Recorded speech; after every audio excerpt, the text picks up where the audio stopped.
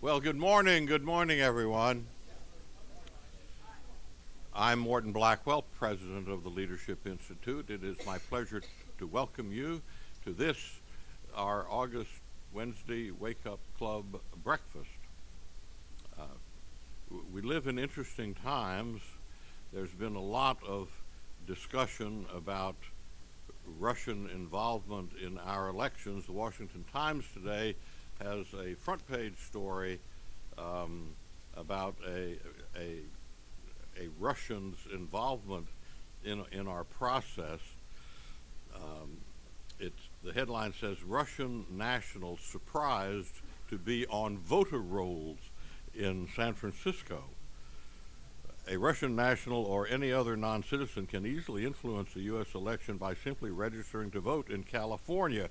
Just ask Elizaveta Shuvalova.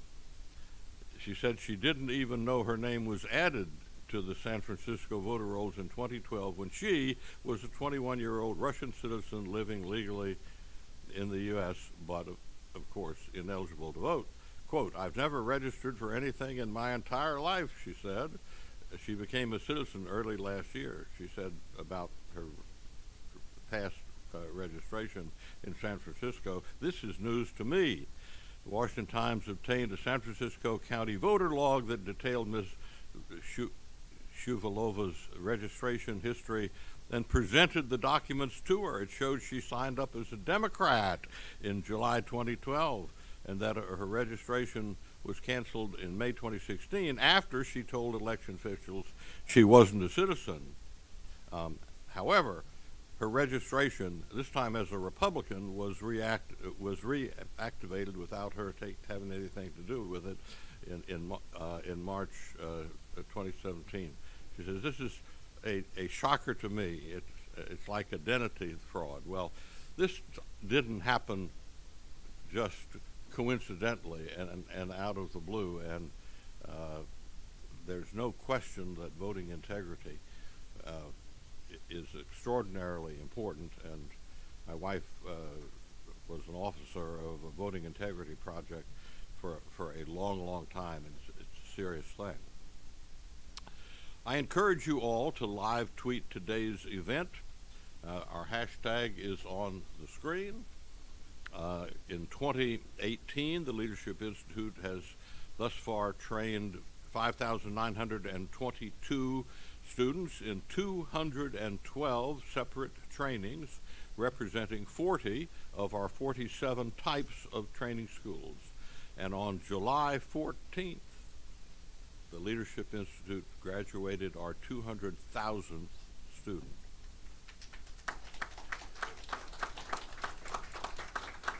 The total number now, since 1979, of our graduates is 200,310 students.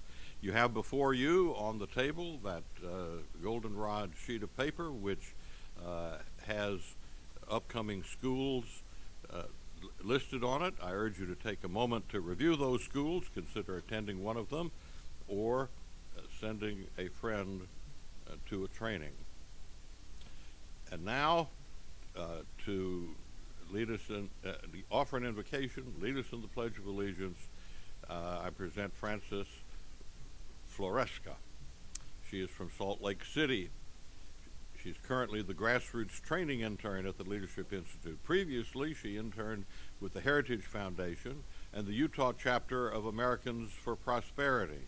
Frances stays involved in Utah politics and enjoys spending her time with family and friends and singing and serving in her church. Frances?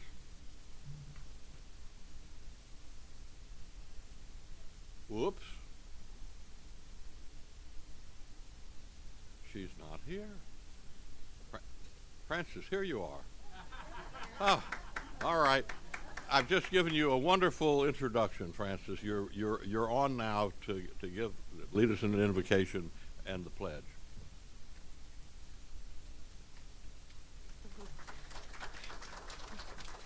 Let us pray. Our dear Heavenly Father, we are grateful to gather here today in Thy name. We are grateful that we can be here to celebrate freedom and hear from Mark Mix. We are grateful for the freedoms we have in this nation and for the people who fought for it. In your name, amen.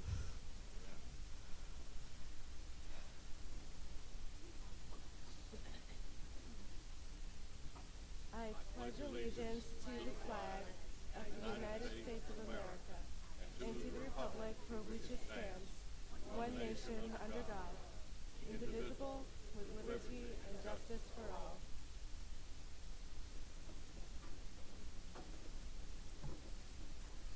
Thank you very much, Francis. And now I present Rebecca Beaton. She will give a programs report.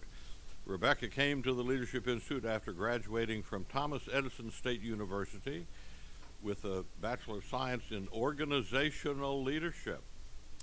In 2015, Rebecca worked on Dr. Ben Carson's presidential campaign in the Digital Communications Department. She is now our regional field coordinator for the Great Lakes region.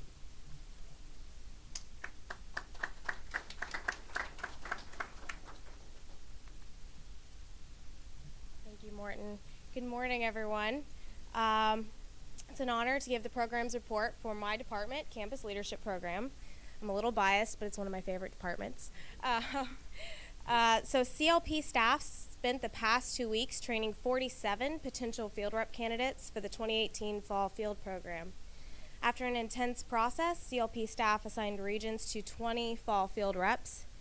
This fall, we'll have field representatives in the following states. We have Washington, 2 in California, Utah, Colorado, Texas, Missouri, Illinois, Michigan, Wisconsin, Indiana, Kentucky, Tennessee, Alabama, Georgia, Florida, North Carolina, Pennsylvania, New York, and Massachusetts. So safe to say we'll be definitely doing a lot of great work on campuses this fall.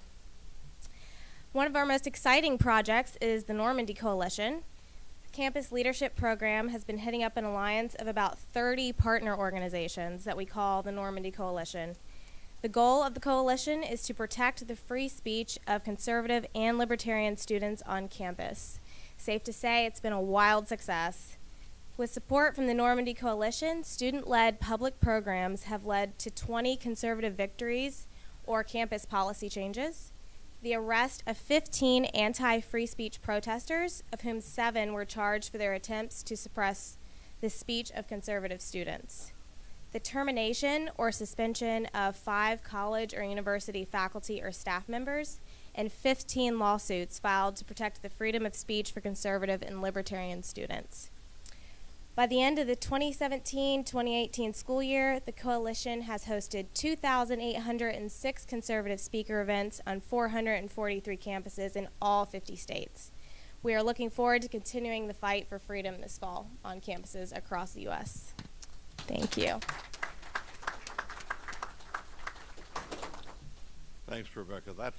I'm really delighted with the number of these presentations. You caught that, 2,800 different campus speaking programs for conservatives on campus in the last school year, and we're heading out intending to better those numbers in the coming school year.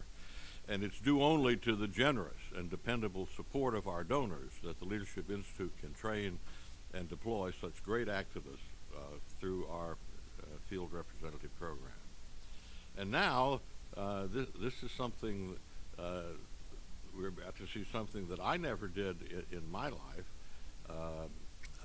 because our speaker's daughter is a staffer here, was an intern here, and we have given her the responsibility of introducing her father. And as I say, I never had to introduce to public either of my parents, and I would have been a little concerned about having to do that. But Kelsey now is going to have to deal with this. Kelsey Mix is the Leadership Institute's regional field coordinator for the District of Columbia, North Carolina, South Carolina, and Tennessee. She manages over 170 active conservative and libertarian student groups in this region. She assists them with recruiting, hosting speakers, and spreading conservative principles on campus. Kelsey majored in public policy at the College of William and Mary, where she was active with the college Republicans and volunteered with ARC of Williamsburg. She enjoys reading, traveling, and spending time with her 5 younger siblings, none of whom has probably yet introduced their father. Kelsey Mix.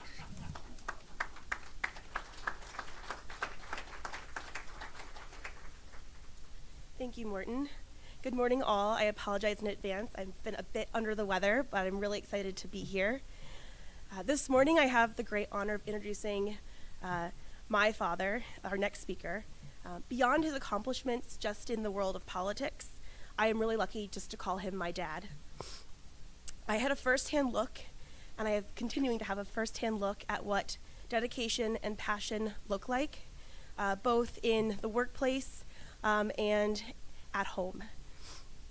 My father is passionate about 3 things: God, our family, and right to work. He often jokes that he's only ever worked 3 days in his life, which is difficult to explain to friends when they ask what my dad does for a living. Beyond that, trying to explain as a 12-year-old what compulsory unionism is difficult in of itself. But I used to always just say he wants people to have the right to choose whether to join a union, which seems pretty self-explanatory, if you ask me.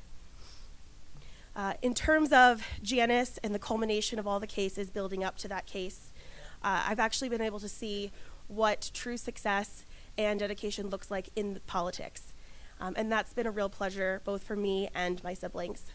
As for me personally, my dad is my role model, and I can speak for my 5 younger siblings. I know he is their role model as well. So thank you, Dad, for everything. I love you very much, and please welcome Mark Mix.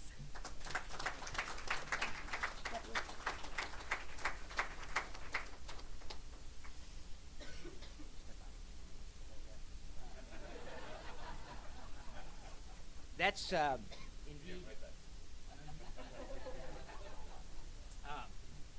an unusual privilege to have my daughter introduce me. She didn't tell you about my fear of podiums. There's an obvious reason for that.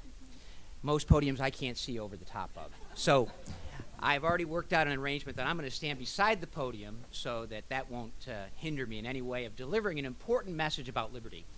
But let me just digress for a moment because it's important to say thank you to Kelsey for that. Of all the things that we get to accomplish in life, I think helping to raise children in a fear of the Lord and with an understanding of liberty and freedom and the core principles of our country is probably the most important responsibility that I have had. And so far, so good. I think the Lord tells us to hold our children with our hands open, to help them, to nurture them, not to constrain them, not to compel them, to use a good word that I like a lot. But Kelsey has blossomed as a young woman and as a professional in a way that just makes me very proud. I think we've got a couple other kids that are coming today that we can pack a room with 6 kids. So we get charged the party tip all the time. Whenever we go out to eat, parties of 8 pay mandatory gratuity. Most of the time the service is good. So thank you, Kelsey. Let me formally start my talk. Are we there yet? How much farther? This trip takes forever. Has anyone ever heard those words before? If you have, raise your hand. Okay, has anyone ever said those words before? Raise your hand. Have any of my kids ever said that before? Yeah. Having a large family has prohibited us from traveling by air to most destinations where we've decided to go on vacation. That's why everything east of the Mississippi is in play for the mixed family as they were growing. We have a large car. My wife started out with a very sexy 2-door sedan when I met her. I had a 1996 Volvo with 4 doors and could fit 4 people comfortably. And when we got married, we used those 2 cars, and then we had our first child, had Kelsey, and we ended up going to an SUV, a little bit of a crossover SUV. And then I was forced to go to a minivan, which was very difficult. And then when we had our sixth child, we realized that we could get a big GMC Yukon. Now that is really cool. My wife drives that now. She loves the GMC Yukon. But what that meant was that in order to travel anywhere, whether it be Nashville, Tennessee, or Miami, Florida, or Fernandina Beach, or Charleston, South Carolina, or Savannah, Georgia, or all those places where the Mix family has spent some time on vacation, Myrtle Beach, the Outer Banks, that we had to load up our truck, pack it up, put the kids in, and within 15 or 20 minutes of leaving Washington, D.C., we heard, "Are we there yet?" And you know, those words, while they may be a little bit annoying to a father who will not stop, anybody else in the room who drives through the night continuously without stopping? Yeah, there you go. Good. Thank you. I feel a lot better about that. My kids still, my daughter Samantha, who's our number 4 daughter, still is very scared of going on trips because she's afraid I won't stop. But anyway, are we there yet? Are we there yet? Those words ring true when we talk about the issue of compulsory unions in America and right to work. Because since 1935, our legislature and our then President Franklin Roosevelt decided it was appropriate to compel American workers to join a private organization and then pay a fee to this private organization for the privilege of working in America. Now, we shake our head about that and say, how can that be? Well, there's lots of things that we can shake our head about and say, how can that be? But one thing we can do is we can put our shoulder to a job like that and try to restore individual freedom and freedom of association in America's workplaces. It's a little slice of the pie, but ladies and gentlemen, as we walk through this talk today, I'll hopefully will convince you that it's a bigger slice than any of us in the public policy process imagine, and the implications of this privilege that have been granted to organized labor have had a radical impact on the country as a whole. Not labor unions in their pursuit to represent workers, but labor unions using their political power granted by the Congress, by state legislatures, by county boards and commissions. These powers of privilege of politics and speaking to a government is a policy that has granted them unbelievable and undeniable privilege and power in the American public policy process. Ladies and gentlemen, on June 27th, the Supreme Court did something about that, and that is a case called Janus v. AFSCME. I'm going to talk about that case, but let me first just set the table by saying in 1935, when we created the federal labor policy, it wasn't until about in the mid-1950s when union officials in the public sector said, you know, this is a pretty neat little power to have, to be able to compel people to join us and pay dues as a condition of working in America. And someone in Wisconsin, of all places, there was a guy up there, the progressive state of Wisconsin, decided this model was going to be pretty cool for the states too. And so in 1959, Wisconsin passed the first statewide bargaining law for government employees in America. New York City was a little bit ahead of them because the New York City power brokers there, the old Tammany Hall folks, knew that by forcing people into collectives and creating a spoils system, it would enhance their political power. They were right about that. But Wisconsin was the first state to actually codify this into law for every state employee in the state. And ladies and gentlemen, what power that granted them. The ability to compel any state employee to be in this collective unit and then force them to pay for the privilege of being compelled. That odyssey, beginning in 1959, started to grow and started to expand across the country till the 1970s, when many states started passing these laws. In the private sector, while the unionization rate there was declining a little bit, the unionization rate in the government sector was growing exponentially. And it was because of these laws they were passing. So in 1977, we brought a case on behalf of some teachers in the Detroit school system.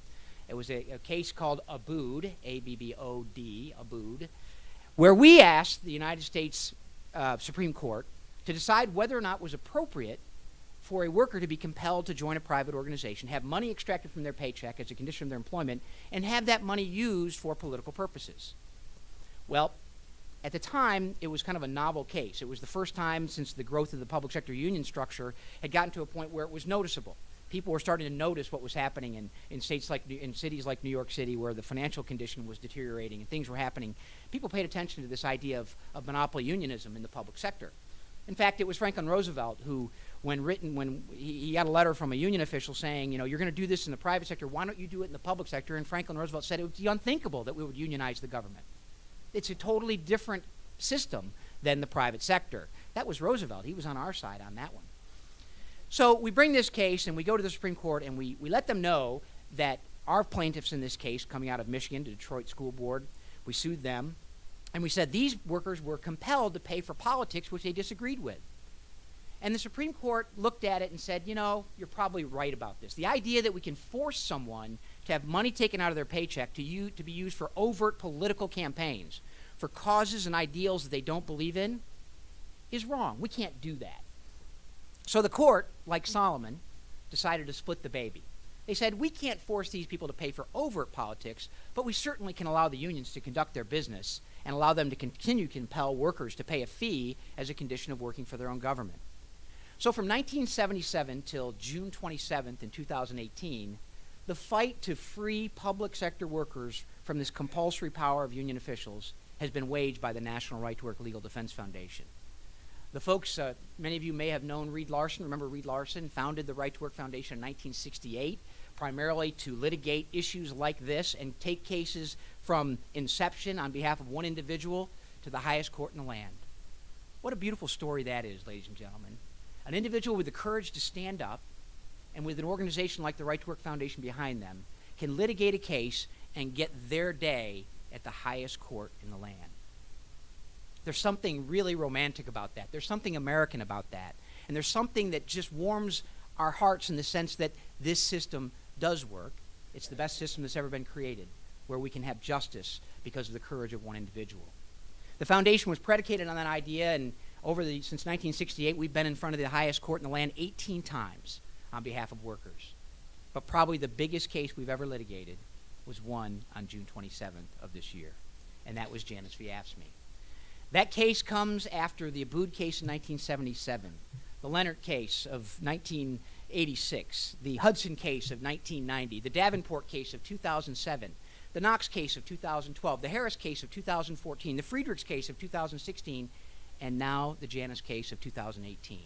Each one of those Supreme Court arguments was designed to move the ball toward individual freedom, to the fundamental right of freedom of association. And each time the court was confronted with the same question: does a government union speak politically when they lobby the government? By definition, they do. You know, we are granted the privilege of redressing our government. It is we the people. It is a divine experiment in self-government. And yet, in America, in the public sector, we have granted a private organization a position between taxpayers and citizens and their elected officials. And that has been labor unions. In the mix there, in the middle, with extraordinary power to influence the direction of government. Because everything that government does is allocating our tax dollars. They are speaking politically, if you will, or from a policy standpoint, they're speaking on what the priorities of government will be. And those priorities affect each and every one of us in this room. So we have always contended that everything that government unions do is political. It is political speech. They are trying to convince legislators or members of Congress or mayors or city councils how to allocate taxpayer resources. That's political speech. And each of our arguments, as we build up from Abood to Janus, has included that argument that this is an impossible, unworkable situation if you're going to allow them to compel government employees to pay for the privilege of working for their own government. And through the course of those cases that I laid off, there will be a quiz. You'll have to name these cases and the years and the decisions. But through the course of these cases, we proved to the government, we proved to the courts that it was unworkable to try to regulate a system of First Amendment rights, to try to regulate a system of association when it comes to a core principle like political speech. And so with Mark Janus and Diane Knox and Pamela Harris and all the plaintiffs that were the lead plaintiffs in the cases that we talked about litigating up to the point of Janus, we have stood up and said, this can't be compelled. And finally, on June 27th, 2018, with Morton Blackwell standing on the sidewalk with me, no greater privilege. Probably having Reed Larson there would have been just a little bit better, but having Morton there was pretty cool. I'm a Leadership Institute grad, by the way. I'm a youth leadership training school graduate. I'm a legislative project management school graduate. I'm a candidate development school graduate. I'm not a public speaking graduate, as you can tell. But I'm going to get that diploma someday, I promise. I will. I'll look on the calendar and see when the next one is. But in all those days, we finally got the court to say, that everything that government unions do is political, and they can no longer compel any government employee anywhere in America to pay dues or fees to get a job. And ladies and gentlemen, that decision was broad sweeping. Justice Sam Alito led a majority of Thomas and Roberts and Gorsuch and who else? Who am I missing? Yeah, that guy. Good. Thank you. That basically articulated exactly what we had been saying since 1977. Saying that this speech and the power of unions to manipulate these collectives in a sense of forcing them to pay fees for the privilege of working for their government when they're actually redressing government on issues that they would say, well, these are important issues, workplace issues. Well, no, they're not. While they may be managing the workplace for many friendly governments, the idea that they're allocating resources is something that's very important, and the court agreed with us on a 5-4 decision. And not only did they say workers can't be compelled to pay dues or fees to keep a job or to get a job in government, they said, and they went farther, we actually asked them to say this, we didn't think they were going to, but they said that every worker, government worker in America, has to opt in to the union as opposed to opt out. Now, ladies and gentlemen, that may not sound much to you, but for a guy who's been working on this for 32 years, as Vice President Joe Biden would say, and since I won't say it because my daughter's here, it's a big deal. It's a big deal. Because as of June 27th at 10:05 a.m., when that decision was handed down, union officials across the country had to go to every single government employee in the 22 states, over 5 million workers who are affected by this, and actually who are non-members of the union and are compelled to pay fees, actually had to get them to sign an affirmative waiver of their First Amendment rights. So from that moment forward, no controller in the 22 states that allowed compulsory dues should have taken one more penny from any worker that works for the government, whether it be the state government, the county government, the city government, the village government, whatever it was. They could no longer compel anyone until that worker affirmatively said, you can take my money. That doesn't sound like a very big deal to you, does it? Sounds simple, sounds commonsensical, doesn't it? It's about money, that's right. Organized labor in this country is a $20 billion a year business, and they spend gads and gads and gads on politics. You know, we do a study every 2 years when the federal election cycle completes itself, and just by looking at the reports that they file, this is stuff that doesn't go, that they don't report, a lot of stuff they don't report. They spent $1.7 billion in federal elections alone. Now, why do they spend that money? Because they've got the power from government to compel that money. They are wards of the state. They have to play politics, because if the politicians in office don't continue to allow them to collect this money, they're out of business most likely. But $1.7 billion, let's count that off. That's more than the DNC spent. That's more than the RNC spent. That's more than Donald Trump spent. That's more than Hillary Clinton spent. That's more than Soros spent. That's more than the Koch spent. And now, ladies and gentlemen, they can't compel another state employee anywhere in the country to pay them as a condition of working for their government. The Janus decision is not the end of the road. We're not there yet. This battle, though, however, I don't think is going to take forever. We're almost there. When I tell my youngest daughter, Madeline, when she asks how much longer, I will say 1 hour, 258 minutes. That sounds a lot better than 5 hours, Madeline. How much farther do we have to go? Well, we've got the private sector to free. We have right-to-work laws in 27 states right now that are in effect. We passed one in Missouri, the 28th right-to-work law we passed in Missouri. However, it never went into effect. It's on the ballot August 7th. Anyone here from Missouri or knows anyone in Missouri, tell them to vote yes on Prop A. Get your Twitter machine going, get your Google machine going, get your email machine going, whatever it is. Tell your folks in Missouri to vote yes on Prop A, so that the people of Missouri, the private sector workers in Missouri, because the public sector workers are now covered under the Janus decision, the private sector workers in America could be freed from compulsory unionism. One thing that's important, and I'll finish up, and I know we have some questions. Not one worker in America, not one government employee anywhere in the country is prohibited from joining a union. Not one worker anywhere in America is prohibited from giving a contribution to a labor union, or having them giving a political contribution to a labor union.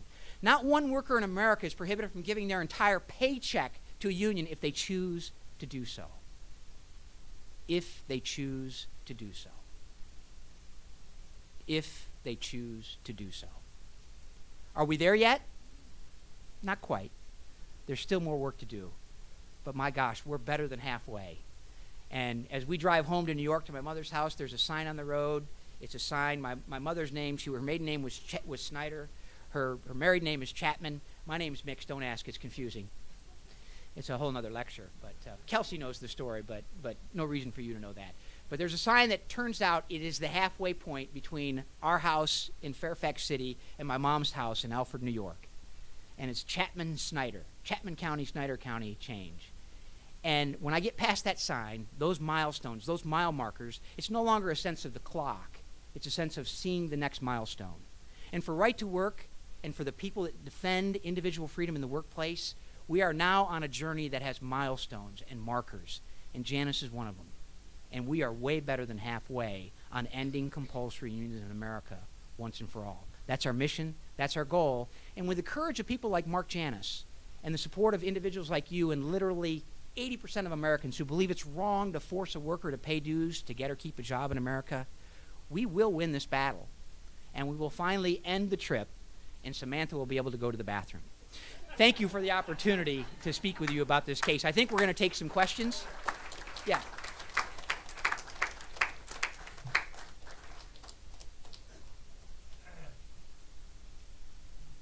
Mark is going to take some questions, but let me give a little bit of testimony. The National Right to Work Committee, the National Right to Work Legal Defense Foundation, Mark is the head of both of them. Confession, I have served on the National Right to Work Committee Board of Directors and on their executive committee for decades, and I'm very proud to be associated with them. And we're in the business at the Leadership Institute of teaching people how to become effective in the public policy process. And the model for the very best mass-based grassroots lobby in the country, in my judgment, is the National Right to Work Committee. And Reed Larson built it into a large organization. It became a question when Reed finally, in his 80s, stepped down, and he picked Mark to be his successor. It was a question, will they be able to be as effective? Believe me, ladies and gentlemen, I serve on the board. I go to the meetings of the Legal Defense Foundation as well as to the committee. It is an extraordinarily well-run operation, and when you think that they are winning battle after battle with voluntary contributions and are frequently beating organized labor with their billions of dollars, if ever there was a David and Goliath situation, it is the Right to Work Committee versus compulsory unionism and labor unions. And as far as needing to go to a public speaking school at the Leadership Institute, Mark, I think probably that we're going to be signing you up to serve on the faculty of our public, because you really are a terrific speaker, as you amply demonstrated. With that, let's ask Mark to come back up here and get some questions. Raise your hand, I'll point you out. Yes, sir. Wait until you get the microphone so everybody can hear it. We're still being taped and we're being streamed online, so wait till you get the microphone before you ask the question. Mark, what has been the practical impact on membership in public unions since the decision, and what can you say about where it's going in terms of numbers of members? Yeah, that's a great question. Obviously, we're a little bit early in the process to get a gauge the impact of where we are. What we do know is this, is that it will protect 5 million government employees who are non-members of unions that were required to pay fees prior to the decision. So automatically, those people are free from being forced to pay fees to keep their jobs. So we know that's the impact. We have set up a website called myjanicerights.org, myjanicerights.org, that is the primary information residence for folks that want to exercise their rights. We've had a robust response already on the website and through our telephone systems of workers asking how they exercise their rights. there is a large contingent of state groups that are out there pushing this and making sure that their state employees understand the impact of the Janus decision. I think we won't know officially until the numbers come out. Each year, the Bureau of Labor Statistics does a survey of workers that are in unions, both private and public sector workers, and that gives us a pretty good indication of what the movement has been or will be. But let me just give you an example in Wisconsin. Many of you may remember the Act 10 battle that was fought by Scott Walker in 2011. This was a battle to roll back, interestingly enough, ironically, in Wisconsin, the first state to pass it, statewide bargaining for government employees, to roll back that bargaining power. They didn't eliminate bargaining, but they limited it to a few elements of the workplace. And one of the things they did there was they passed a right-to-work law for every government employee in Wisconsin, and then they required that the unions recertify themselves. And that's important because what we know is that only about between 6 and 8% of all union workers in the private sector have ever voted to be in the union. These are legacy union contracts that existed from the 1950s, 1960s, 1970s, 1980s. So what they did in Wisconsin was they had the union recertify. And there were many instances where the union could not prove they could get a majority and knew it, and they just walked away. So in some bargaining units, 60% of the workers decided to exercise their rights. We anticipate that anyone who wants to be in the union can still be in the union, and they will, but no one can be compelled. So I'm not sure what the impact is going to be, but we do know this. There is now individual choice and individual freedom in the workplace, and that's the most important statistic that we can cite. And so now it's up to the workers to choose what they would like to do.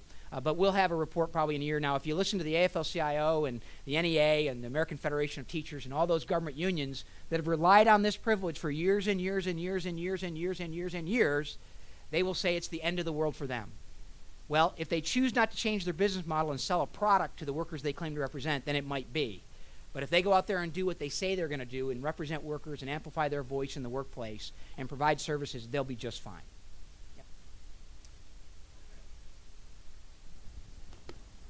Yes, sir. What is the impact that you foresee on the way ahead for pensions?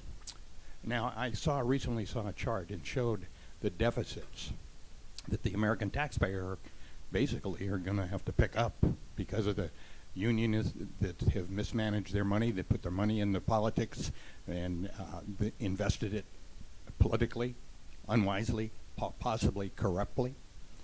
But that's tremendous debt. It's almost like the national debt if you look at the pension systems across the United States. Is there any intention to examine that particular area? Thank you. Well, it's a little bit of a tangential issue. The question was about pensions and about the impact on pensions. And as I understand, most pensions are funded by taxpayers. The employer makes a contribution. In many states, the employee makes a smaller contribution to the pension fund. But the problem is that the pension funds in states like Illinois, New Jersey, New York, California are on critical life support at this point. And the fundamental message there is not necessarily their condition today, because, as you say, we're going to probably end up having to bail them out. It just seems like that's going to be the answer, and it always becomes the answer when a government program fails and it's got to be bailed out. But what really is the message, and I think this is really super important, is that the promises these union officials made to these workers were over the top and unsustainable. I mean, all of us have read the stories of, and my goodness, workers that serve 25 or 30 years in a job. I'm 32 years at the Right to Work Committee and Foundation. I know I don't look that old, but I've got a young lady who's now gainfully employed and paying most of her bills, which is very exciting to me. So I have a little bit of age on me, but these promises that were made to these folks that did nothing but do their job and have this expectation of pensions, and the fact that that's probably unsustainable going forward is really a significant issue, and one that I wish I had an answer to it. It's a function of overpromising and unfortunately under-delivering,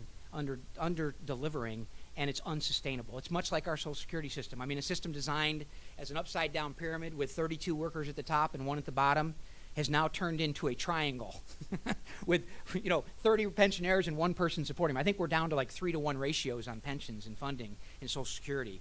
I think union officials, if the impact of the Janus decision is that it makes union officials more accountable when it comes to negotiating with government, legislatures, county boards, city councilors, may have some more flexibility about how they manage these pensions and how these pensions are designed going forward. I mean, obviously there are some states that have passed constitutional amendments to say you can't touch them. I mean, Illinois is one of those states where it is what it is, and we will drive this thing right to the bottom of Lake Michigan, I guess it is, and then we'll see what happens after that. It's a very serious situation. I think the idea of providing individual freedom to workers, government employees, and I think changing the model of organized labor where they're being more accountable to the workers they claim to represent and more accountable to legislatures, it's going to help, but it's certainly not a great solution. I don't mean to dodge it, but that is a big, big, big issue. You're right about the numbers. They're stunning. Yeah. Question?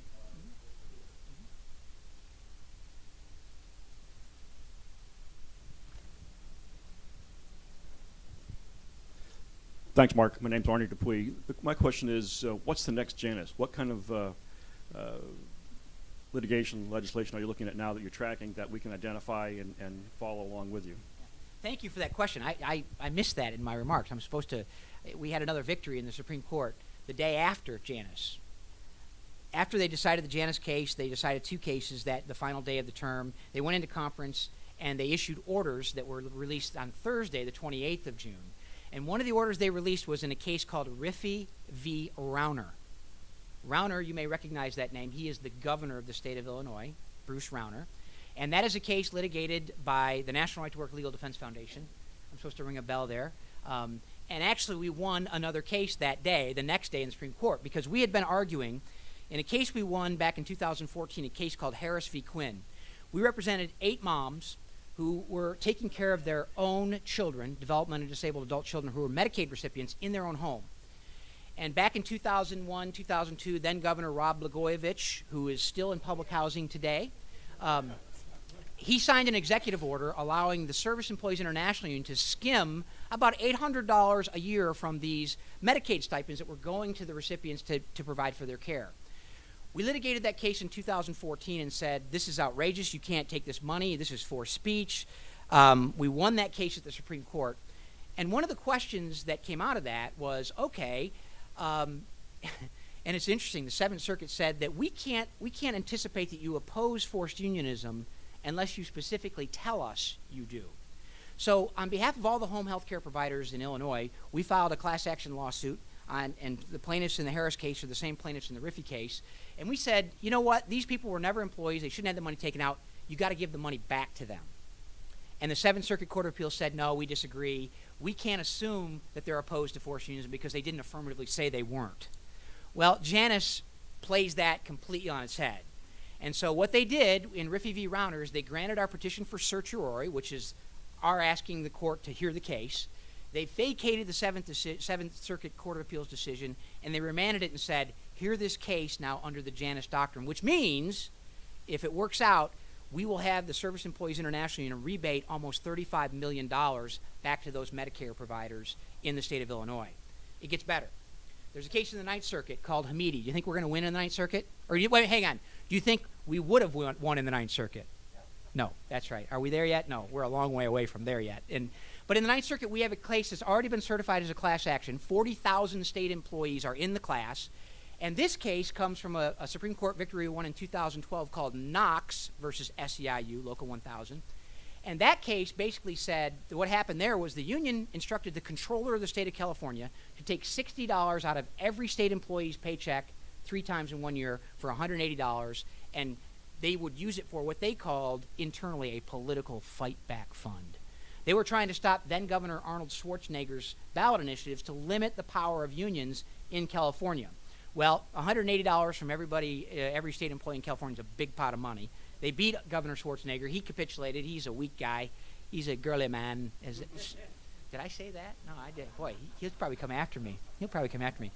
But anyway, so we took a class of state employees to the U.S. Supreme Court in 2012. We won that case, basically saying that you had to opt into all these political expenditures. It was as a step to getting to Janus. But now this Hamidi case, which is a class action to get that money back for all those workers, is now pending.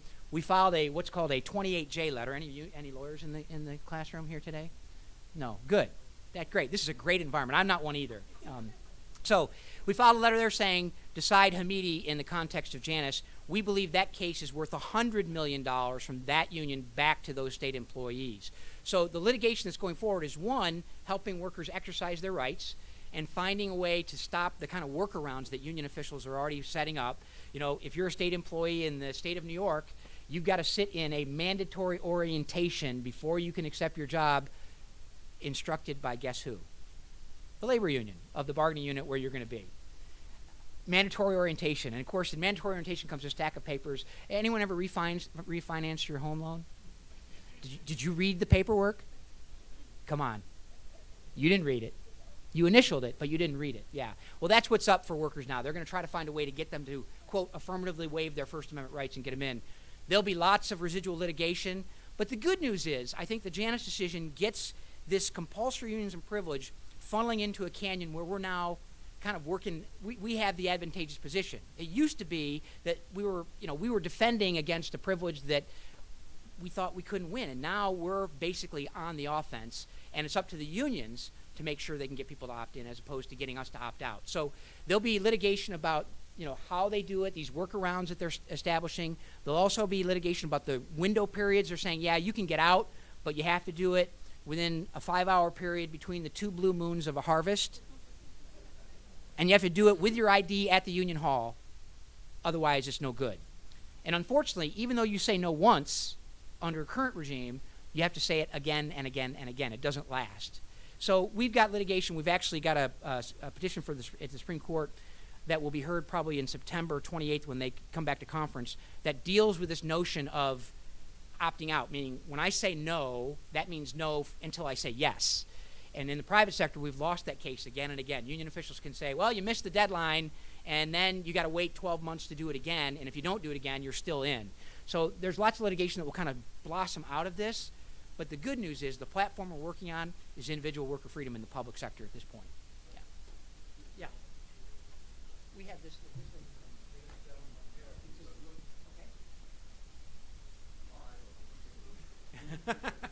yeah, and now it's going to be a difficult question. So yeah. Thank you. You've touched on several pieces that would sum up to something, but do you all have any estimates of the aggregate dollar value of how much the unions will lose because of Janus? Well, as I mentioned, I mean, I think if you look at the Riffey v. Rauner case, $34 million in play there plus interest. The Hamidi case, $100 million there.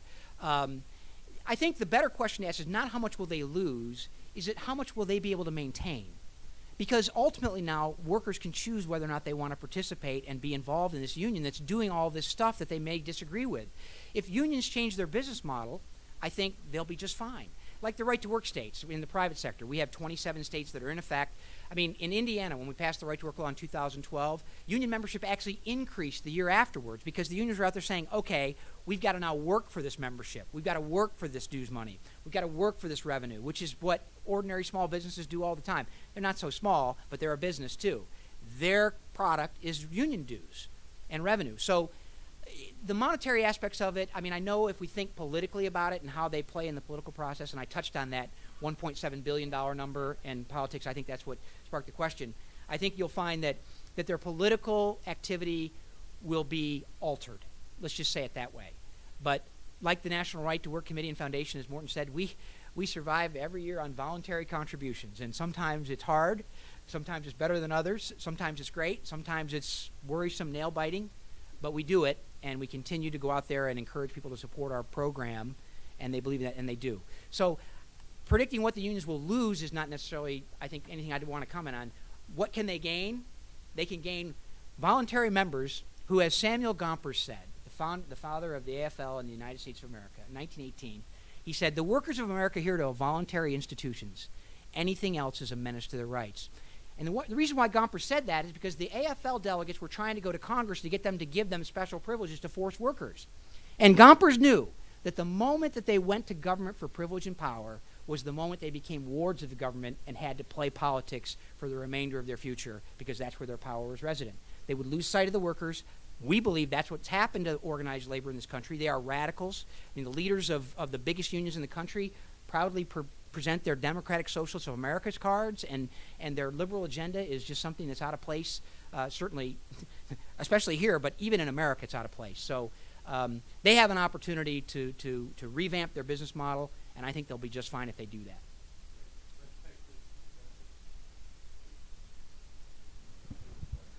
Hi, Mark. My name is Sam Mariscal. I'm part of the Leadership Institute staff. First, I want to thank you for coming to Columbia University with me a while back last semester, and the students there really loved you so far. They've said to me that you're their favorite speaker. So I just want to thank you for contributing to college campuses. My question is, so my father, he's in California.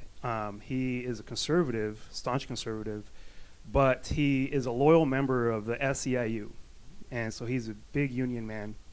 And so I visited him recently, and I was excited about this case, and him and I got into an argument between it. So he refuses to budge. What would you say to conservatives who are staunch conservatives but are in unions? What would you say to them to convince them otherwise? How can you reconcile the principles of conservatism with union labor? Yeah, that's a difficult question, particularly in California, because I think if you look at the political situation in California, it is the government unions that are driving the agenda in California, no question about it. The private sector unions are relatively weak, much weaker than the government unions out there. In your father's case, you know, if he wants to be a member of the union and wants to be loyal to it, and then he's got to basically agree with everything they do, because once you're a voluntary member of the union, you're supporting their political expenditures, you're supporting their issue discussion, the stuff they're spending on issues, and I don't know how you justify that to the degree that it conflicts with your individual principles and your views on particular issues. But I think giving your father the choice and having him be able to go to the union hall and say, your support of this crazy candidate really bothers me, and if you keep doing this kind of stuff, I can't support you anymore. Those are the types of debates that will happen in the union hall with folks like your father who are voluntary members. I think that we believe that type of discussion, that type of debate inside the union movement will change the direction of organized labor and start focusing on the workplace as opposed to the legislative process or the election process. I don't have a good answer. The only answer I do have at Right to Work, right to work laws have been used to defend workers' rights to join unions. And that's what this is about. If we can just make it voluntary, that there's no compulsion in the system, whether it be in the private sector or the public sector, we will have done our job. And at that point, there's a little bit more to do in the public sector. Getting back to your question about should government bargain with a private entity over terms and conditions of employment for government? That's another question, a bigger question. I have a view on that. Virginia has a view on that. We passed a statutory prohibition in 1993 in Virginia that says the state of Virginia, the Commonwealth of Virginia, will be glad to listen to anybody's communications about what they think we should be doing with state government and with our employees. But statutorily, we are not required to listen and to act like in a state like California where the legislature, where the unions go out on strike. You have to negotiate. You have to go to arbitration in most states. I'm not sure if arbitration in all the units in California. But in Virginia, we have a right to work law, and we have a statutory prohibition against exclusive bargaining in the public sector. That's the best case scenario that we can have. Workers are joining, and I'm telling you, the firefighters union in Fairfax, they're strong as new rope. They are down in Richmond, and they get their voices heard, even though they don't have the power that your father's union would have to go in and say, we demand you sit down with us and listen to us. So I wish I had a better answer. The answer that I can give you is he now has the choice to help direct that union's direction as opposed to being compelled.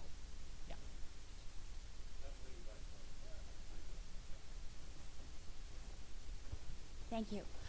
Following on the previous question, could you offer up how the Janus decision impacts the teachers' union, and what is the likelihood of, as we know, the teachers' union being pretty left to center, that maybe it might start drifting back towards center, or there might be conservative Christian teachers who will now have more of a voice and an impact on our education system? Thank you. Well, I think the American Federation of Teachers, Randy Weingarten, the president of that union, basically gave us a pretty good indication of where they're going to be post-Janus. They had their convention, I think, a week or two ago, and Bernie Sanders, Elizabeth Warren, and Hillary Clinton were the three featured speakers at that particular powwow. And the American Federation of Teachers represents every teacher in New York State. My brother is a fourth grade teacher in New York State, and he doesn't often talk about his last name to anybody in his union. In fact, when asked about it, he says, "I don't know what my brother does." But I think to your point, to answer that question, not to be glib about it, the idea that the AFT and the NEA have been able to plot a course that sends them off to the extremes of the liberal persuasion is going to be bridled because teachers will stand up. The good news is there's structure out there for teachers. For example, there's the American Education Association. It's a little group that actually provides liability insurance to teachers, because that's the one thing that the teachers are going to say, well, you know, those parents will sue you in the classroom if anything goes wrong, and if you don't have liability insurance, you'll be liable. Well, it turns out that liability insurance is a very inexpensive piece of insurance as an umbrella on your homeowner's policy, or an organization can offer that up for a very limited amount of money in the sense of providing that type of protection. I believe that by giving teachers, particularly in the states where the AFT and the AFL and the NEA are the strongest, I think by giving them the ability to help hold their union officials accountable on their political views, it will change their direction. They will start, remember, the NEA was a professional organization prior to 1975 when they finally were granted status as a labor union by the IRS. School board members and principals and educational professionals were part of the National Education Association in the 1960s leading up to the early 70s. And it was only then when a few folks took over the leadership said, this is pretty good stuff. We could have a lot of power if we could kind of get control of this organization, and get control of it they did. In 1975 and 76 when they became a labor union. And I think one of the biggest reforms, and a lot of people have pounded on the educational system trying to make it better, and the one roadblock they run into all the time is organized labor's power to control the school systems. I think the Janus decision and the completeness of the decision will help teachers take the union back and hopefully redirect them back to an interest in the children. It was Al Shanker, the former president of the AFT, who said in the Mississippi Clarion Ledger Star in an interview, he said, when children start paying union dues, we'll start representing children.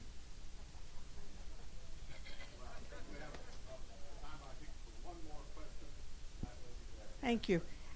If the public unions in particular lose money as a result of these cases, where will elected officials, which we really haven't heard much about, where will the elected officials go for that money?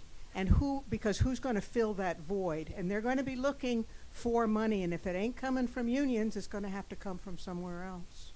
Well, I'm not sure where it's going to come from, but your point is really well taken. In fact, when the Supreme Court decided to hear the Janus case back in September of 2017, I think it was September 27th or something, they granted our petition for cert to hear the case argument.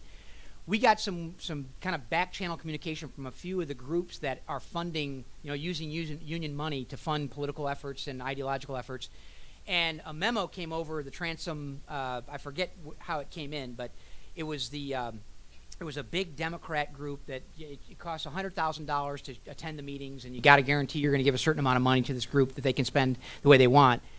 And they were worried because they said that basically 25 to 30% of their revenue came from organized labor. And if organized labor didn't have this privilege of forcing workers to pay dues or fees, where were they going to get the money? They didn't give an answer, and so I can't give an answer.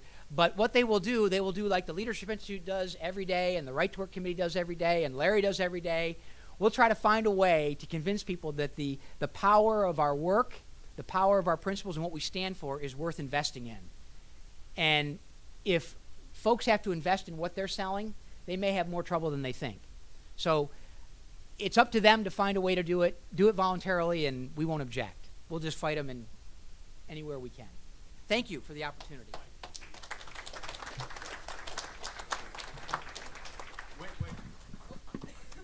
Thank you so much. You all can see that and imagine how pleasant it is to sit repeatedly every year at board meetings with the National Right to Work. They are really a wonderful investment of time and talent for anybody, and I'm proud to serve with them. And as a token of our appreciation, let me present to you, guess what, big surprise, an Adam Smith tie. Thank you, Morton. Thank you very much. Thank you. Thank you. I invite you to join us on September 5th for our next Wednesday Wake Up Club breakfast. I encourage you to RSVP online at leadershipinstitute.org/breakfast. Jessica Murphy, would you step up here? I don't know that we have the speaker scheduled yet. But we produce pretty good speakers here. Many of you signed up not knowing that Mark was going to be here. Always, just give them to me.